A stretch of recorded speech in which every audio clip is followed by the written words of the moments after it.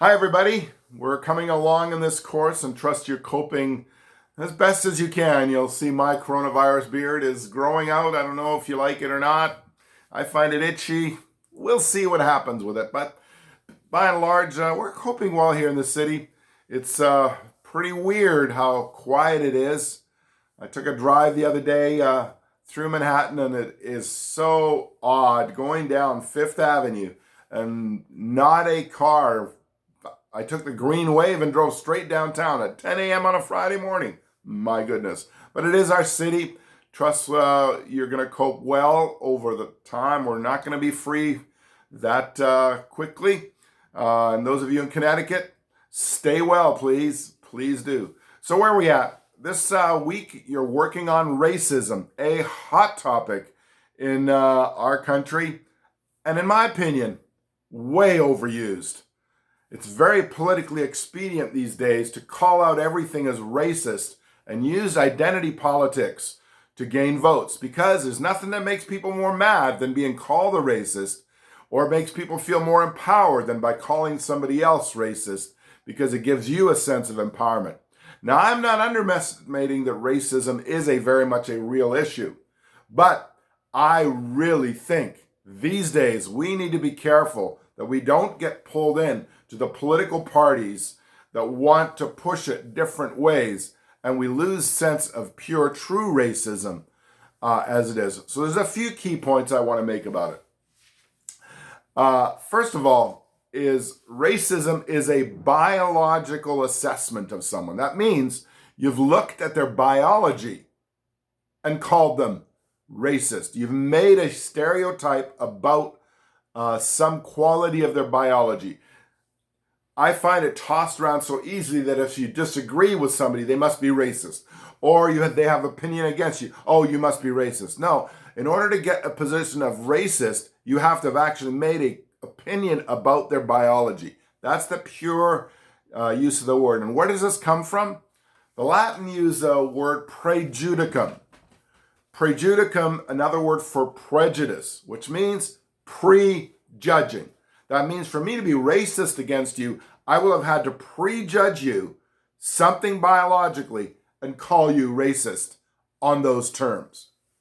So it's not as broad as is freely used these days. So I think we need to sometimes qualify people who call out racism, narrow it a bit and say, look, misunderstanding, differences of opinion, disagreements, yes. Racist, maybe not.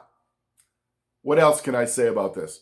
Well, it's being called an opinion with an irrational view that's emotionally biased. This is true. Someone who's racist is irrational. They haven't thought rationally about someone else. They haven't thought logically through that person. And indeed, I would argue, they don't even know that person really. They've just made a prejudge, a prejudicum about a certain biology and said that person is the fault of what's going on. And then they have an emotional bias. What does that mean? The emotions start to judge, not rational thinking. So that is good for politics, because if I can get your emotions going and make you angry and make you upset, you'll vote for me. So that's why it gets used, because we know that racism has an emotional bias to it, and it's irrational. It doesn't rationally think through the argument and then gets you all angry, gets you upset, or makes you happy and pleased about your particular position in life. So there's that. Then where does racism find most of it, a lot of its energy? Well, this has been studied at length, and I'm certainly not the expert on everything racist. I'll tell you that for sure. But we have seen in American history that the dawn of after slavery was the rise of the KKK. And who were these people in the KKK? They were white. But who were these whites? Have you ever thought about this? As soon as you put a hoodie on, we can't tell if you're an elite, wealthy person or a poor white person. What took place post-emancipation once slavery was eliminated? There was a lot of middle managers who were white who had been brought over from Europe to manage the plantations that were predominantly owned by white Anglo-Saxon Protestants. And they got angry because they lost their jobs.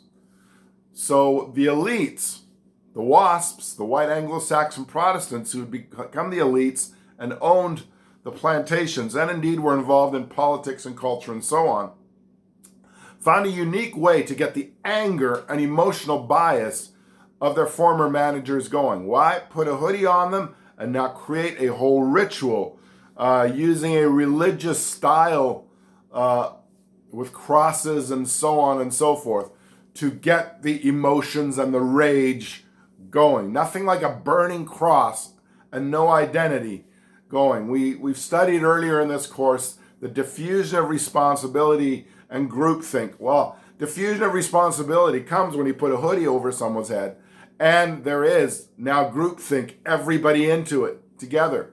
You get this emotional bias going, a prejudicum, and so on. And what's taking place? At its roots is a real criticism using race for economic loss. And this is historically American, because race has always been used for economics. As we said in the slave era, of course, we know that white Anglo-Saxon Protestants had plantations, and the best way to make money is have cheap labor, which is slaves. While you don't want to personally manage these people, so you bring in lower cost managers from the working class and the poor classes of Europe to manage your plantations. They lose their jobs, they get emotionally enraged. Economics does this. We saw this later on in New York City when the Italians started coming to New York, and a real racism against Italian Catholics by the northern, predominantly German, but not only German, New Yorkers that had already been there for several hundred years, as well as, of course, the deep English roots and the Dutch roots. But the Southern Europeans, darker hair, brown skin, Catholic, will be racist against you because of economics. And the Depression, of course, really kicks this into gear. We see this with the rise of undocumented immigration. And really an immigration policy change in 1965, where the American government started to not use country status as the way for you to immigrate, but really family status and work status. And by changing the temporary worker policy, no longer could people from Mexico cross the border freely to be temporary workers in the agriculture industry. Well, the agriculture industry still needed this cheap labor. And so it's important for us to understand that suddenly we have groups of people who become undocumented. The movie McFarlane shows this really well, depicted in 1968, 3 years removed from the change in immigration, where you now have an indentured, undocumented, low-cost workers for the farms stuck in California. So what happens since then, those who lose their jobs start to complain, or those who have economic abilities start to complain, economic inability, those who've lost their jobs or are poor or whatever, are frustrated, they'll use the prejudicum of a certain people group. Nothing better than complaining about temporary workers and undocumented workers are taking our jobs. So you see the rage that happens. No accident with the movement out of the United States of manufacturing from the Midwest, why you're seeing now this rage of the white male who lost his job and has had no economic rise in the last 25 years or so. And his buying power has gone down and down and down, becoming frustrated and now becoming generational and saying, well, it's the fault of the undocumented immigration. It's the fault of those immigrants. Irrational thinking, but emotional rage, emotional bias comes in, and then I blame them for my financial position. And one of my concerns these days is because of this pandemic originating in China, and we could see in the future here, if the economy does not recover well. Some are saying we're going to get a V where it went down and then right back up. Others say it's going to take a long time. That you will see a prejudicum, a prejudging, a stereotyping based on economic loss of the Chinese. And thus racism is being set up against Chinese. And of course, a lot of people can't tell the difference between a Filipino, a Vietnamese, a Japanese, a Korean, or Chinese because they don't associate with them. So they say, well, I'm just going to look at the skin color and I'm going to look at the types of eyes or whatever it is. And I'm going to be racist towards them and I'm going to avoid them. So this is a danger in this next series. But racism has these roots. Another couple of things that I think are important to mention is how do people act out their racism? Some of them it's covert racism, which means it's undercover. I cover it up. And then I'll peek out and make judgments of others. Really well depicted in the movie Crash, where you can see Sandra Bullock and her character doing side-eye to a couple of black guys coming up the block and then going across the street. This covert racism where you're making a prejudgment that those two black guys are going to attack me and I can't trust young black men who look like they're from UCLA walking down this shishi street where I belong. But then there's overt racism where we actually commit a crime against someone of a different race. This would be a shooting, a crime, or a physical crime, or not hiring someone because of the color of their skin, or not renting them an apartment because of the color of their skin. The prejudicum sets in about your biological characters and you act in a certain way. We also need to address institutional racism. This is where a system is set up to use race as a ratifier for the way we treat certain people.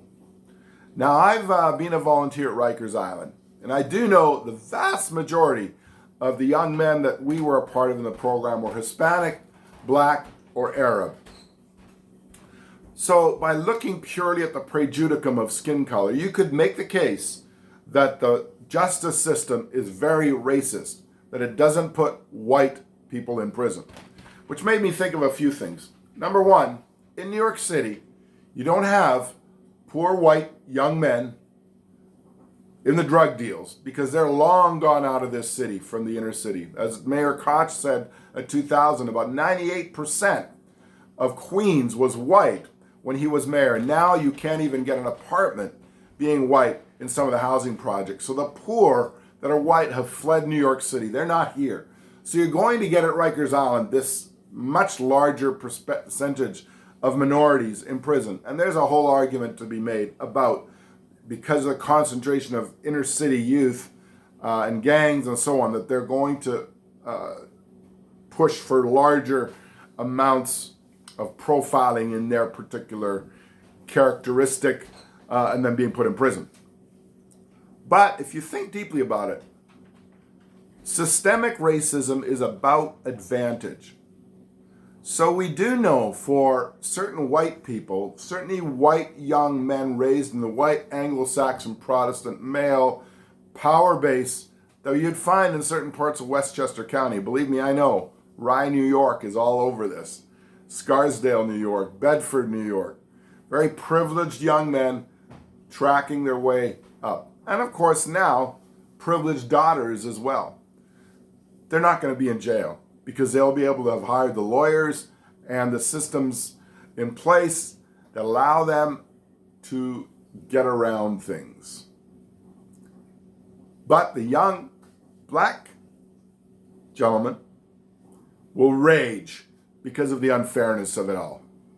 And so it may seem like he's violent, but in fact there might be issues here of race definitely playing in to the discussion.